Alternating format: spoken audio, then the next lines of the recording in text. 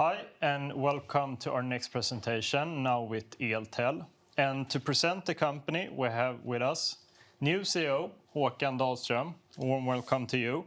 Thank you. He will give us a 20 minutes presentation, and we will follow that up with a 5-minute Q&A.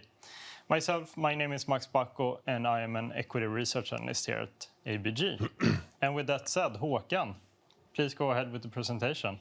Thank you, Max, and very welcome all of you. My name is Håkan Dahlström, and I'm the new CEO of Eltel since 1st of August this year. Eltel, in a brief, is the leading Nordic field service provider, 20 years old now. We operate in the Nordics, but also some high voltage operation in Poland and smart metering in Germany. Last year, we had a net sales of 812 million, and we are roughly 5,000 employees in the company. We see it that we have a very important task, and that task is to help the society to transform into a more sustainable and more connected world that will make it possible for more people to have a better life.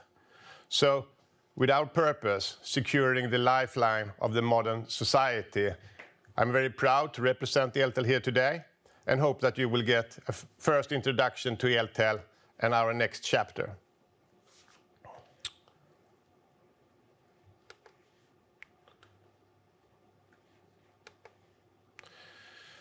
We act in a world that has a few really strong global megatrends, as we would like to see it. It's the digitalization that has been ongoing for some time now, but it is something that still is very important, and we are not yet done in any way. More things in the society are still analog, more than you actually could think. We also see in daily media that the electrification is high up on the agenda for more or less all of us. But it's also so that post-COVID, more or less all of us, and I think it's visible here today, that we are working in a more hybrid world. This hybrid way of working put another demand on the infrastructure. And then, of course, the very big challenge that we have with the climate. These 4 megatrends are creating market drivers, as I see it, that has an impact on our future within Eltel. If you think about the energy power battle that is ongoing, this will have a big impact on the investment in infrastructure today and in the future. We see that infrastructure that is aging, and in some areas also much too weak to meet up to the demand of today. We as a company, and also we as a consumer, we are changing our behavior. And most people that I talk with today, they have an ambition to have an electrical vehicle if they don't have one today. We also consume media in even higher level today than before. So the change in consumption pattern will also have an impact on the demand on this type of infrastructure that we work on. We see that more or less everyone have the energy cost on the agenda nowadays. So I believe we are only in the beginning of the transition to a more efficient and more sustainable use of our electricity and energy as such.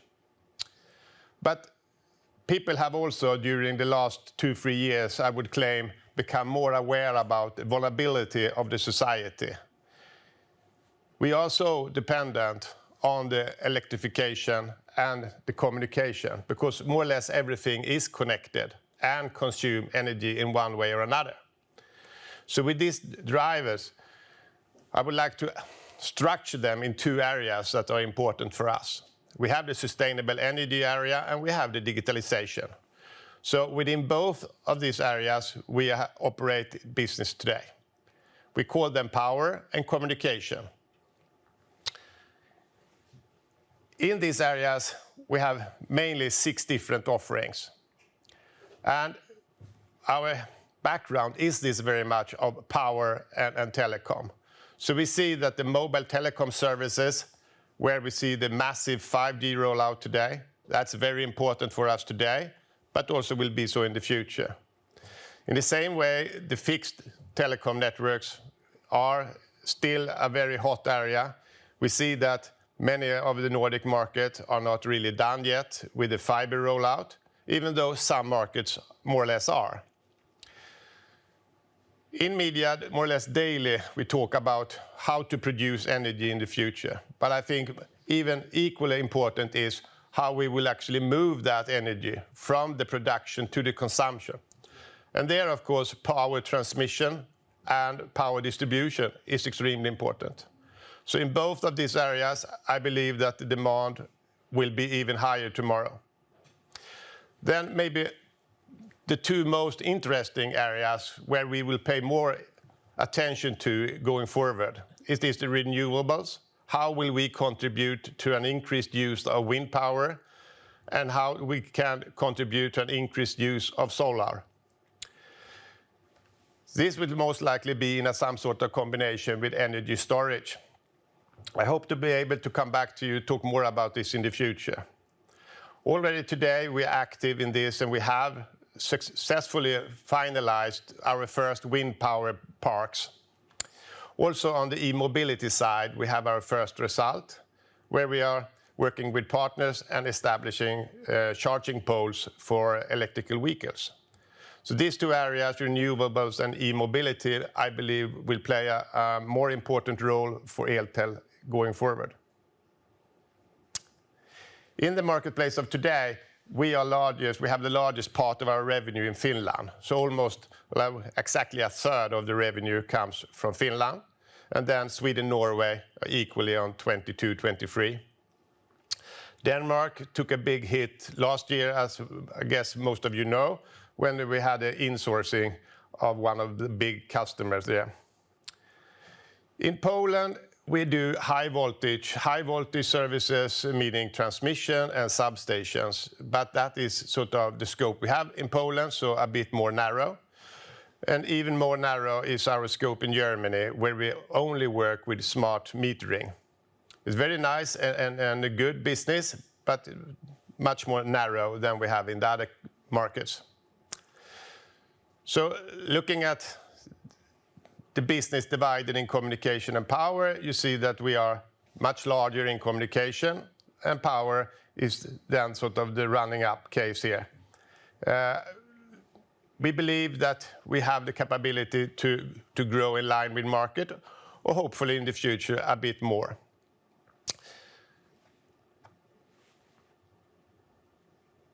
So looking at the numbers, the first 6 months of this year in relationship to last year, we could see that the revenue is flat, and we have a weaker operative EBITDA.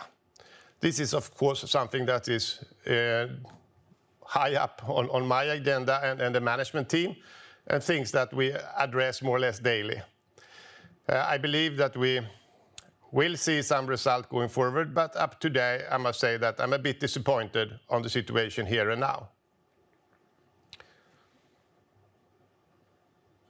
So my view then, after 5 weeks, 6 weeks in this role, I will claim that this is a very good market conditions in the Nordics. Yes, we have inflation, and that hit us quite bad, but generally speaking, this is a favorable market. I see that there is increasing demand in more or less all areas, and there is problem of today is actually to find resources. I believe that what I have seen during these weeks is something that I share with many other players in the market, and I have collected here some quotes from my dear competitor, and I believe that we share more or less the same view here, that it is a very favorable market. Yes, we have inflation, but the demand is there, and it is increasing quite rapidly. So what is stopping us from growing faster is actually the availability of resources, and it's both our own people, but also availability of subcontractors. Then just a word or two about target by the end of 2025. And we as a group, we have an EBITDA margin of 5%, and that we will grow between 2% and 4% yearly. And I would say that that is, as I perceive the market of today.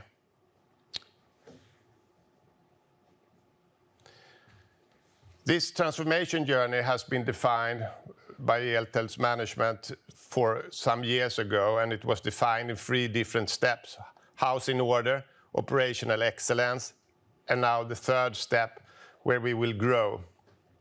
And I'm happy for the work that has been done, and I believe that the house is in order and that we have spent enough time on the operation excellence, and that's not where the challenge of today is. The challenge of today is how to grow in a profitable way. It's not difficult to catch more contract, but the trick in the book here is to make them profitable. But the demand is there, the market is there, absolutely. It's just to make it really profitable. That is the trick, as I see it. So then you could ask, why would you invest in Eltel? I think that we are a very important cornerstone of the society with what we do, both in power and communication. And this is something where there is a fundamental demand, both today and going forward. So with our position as the market leader in the Nordic, where we see that the trends and the market drivers, they are supporting what we want to achieve here. We have reached a decent level, I would claim, on operation excellence. And now it's also to turn the organization maybe in a more growth mode and customer-oriented growth mode. And then I think also that we have a potential going forward to export success from one market to another market, where I can see that we could do better going forward. That was what I had to say, Max. So over to you. Yeah, thank you very much, Håkan. Very nice to hear. And yes, now some questions, and you touched upon this during the presentation. One of your financial target is annual sales growth of between 2 to 4% in the Nordics. Could you give us an overview of the main market drivers? I mean, you have Finland, Norway, Denmark, and Sweden. Yeah. Do you see any differences, or is it all the same? No, it's, of course, if you think about those 6 different offerings, in the new areas, meaning renewable energy and EV mobility, they are sort of our position, and what we have done so far is quite small. But of course, there is a fantastic demand in those areas. How well we're going to be able to capture that, I can't say today. But I think this is something that will be very much important for us going forward. And the demand is significant in all 4 Nordic markets, absolutely. So there they are equal. But then if you think of Finland, for example, where the demand, as I perceive it, to be higher on fiber, maybe not so much in power, but fiber and a little bit less maybe in mobile. The 5G rollout in Finland have come quite far, and at least we get high level of demand in the fiber area. I also believe that Norway have come a bit further in fiber, but now massive rollout on 5G, and also fixed wireless access, indoor solutions. So now when people got used to the great experience of 5G, they also want to have that when they are working in the office or at home. So the indoor solutions on 5G will be important going forward in Norway. And there, of course, we all know that they have come quite far with electrical vehicle in Norway, but if you look on the total fleet, it's only 17% of all cars in Norway that are actually electrical cars. So it's 83% more to be done, and each of them needs a lot of charging poles, of course. So I think the Norwegian market is also very good. Yeah. No, so it's a different story in different countries. In Sweden, I believe there will be a fantastic market for people that have the possibility to address the power market. Our position in Sweden in power is quite weak, I have to admit. We are very much focused on communication in Sweden. But let's see how we do with that going forward. Yeah. And you said during the presentation that something that holds the growth back in the market in general is the lack of resources, in terms of personnel and so on. Will this be a problem, I mean, going ahead in a few years, or do you see a change to this? No, I believe that this is something we will struggle with as long as the demand is that high as it is now. And it's just, we have to find solution to it. Yeah. No, I think this is a demand both in communication and power that will be here for some years. So we believe that it is the right thing to invest in our people when it comes to education and training, but also a lot focus on recruitment. Yeah. And in terms of, I mean, the economic outlook in general is quite weak right now going into 2023. How would you say this might affect your markets in particular? No, I haven't been able to talk to all customers yet, but those I have had opportunity to talk to, they have all stated that the plans for investment for next year is still valid. Yeah. So I believe that we will not see in short term a big drop in demand. No, people are aware of what's sort of ahead of us next year, but we believe that we are working with those infrastructures that are a part of the solution. Yeah. Not maybe things that you cut down so easily on. Yeah. And during the last quarters, you, as many others, has been negatively impacted by cost inflation, which has affected the profitability. And you have earlier announced that you are in discussions with customers to recover parts of the cost increase. Can you say anything about how this is processing with the customers or proceeding? Yeah, most customers understand this, and they also are open to share a portion of this. We have not been able to agree with every customer, and where we have agreed about introducing an index in a contract that not have had index, that will of course partly protect us, but not fully. But it's also so that it's important for our subcontractors that we are successful in this, so that they also get protected. So in many contracts, we have sort of been able to introduce some sort of index, and then some of the contracts are more a larger portion of that value is material. Then it's of course more difficult. But particularly when we'll see steel, asphalt, concrete, fuel, it's all coming up very fast. But not really sort of problem solved, but it has been addressed, and we are covered to a reasonable portion. Yeah. And when entering new contracts, have you been more keen to include this kind of index adjustment possibility than perhaps before? Yeah, absolutely. I would say today it's a mandatory thing that you have an index, and then it depends sort of the split between cost of people and cost of material, which index and to what extent it's valuable. But all contracts, all tenders that we are doing today have that, yes. Yeah. And in one of your slides, I think it was with the financial targets or perhaps the sales growth, you mentioned acquisitions. What kind of acquisitions are you looking at? Is it complementary, like bolt-ons to strengthen the offering, or is it new areas? Or well, it would be. First of all, my perception is that it's not easy with M&A. You need to find a solution where 1 + 1 is larger than 2. Yeah. So we have to be very selective and see that, okay, with this M&A, we could execute on our agenda, but we can execute it on it faster and better than what we have. So I don't foresee any big acquisition in short term, absolutely not.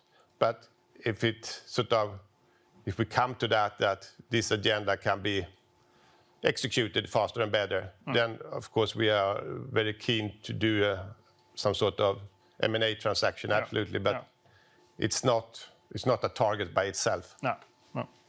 And the final question. One of the business areas most impacted by the cost inflation has been high voltage in Poland. And Eltel has previously announced that it's under strategic review, that business area. Can you give us an update on this or say anything? Well, I don't exclude anything when it comes to Poland. It is a market. Maybe you noticed I said that the market is very favorable in the Nordic. It's not so favorable in Poland. There are, and have been for a very long time, very difficult market criteria. So it's very much risk on the supplier side and not on the customer side in those agreements that we have and what is available in the market, so to say. Yeah. We are still active in the market. We try to develop our operation in Poland towards some more profitable areas. So it's not a secret that we increased the area of services and reduce it a bit on project. The project is sort of very demanding, both when it comes to net working capital, cash flow, and risks. And services is not. So we try to rebalance. But what will happen, sort of, will we do a strategic move, meaning leaving Poland or so? I can't say that today. There's no such decision taken, and we don't have any plans like that today. No. But I think that even the Polish market have to come to an understanding somewhere down the road that the conditions have to be a bit more balanced between supplier and customer. And from what I see in the tender that has been there the last month or two, the players or the industry is very much more careful with what they are tendering at. Yeah. So maybe we see the beginning of a shift there. Yeah. Well, that was all the questions from me. Håkan, thank you very much for joining us today, and welcome on board. Thank you, Max. And good luck going ahead. Thank you very much.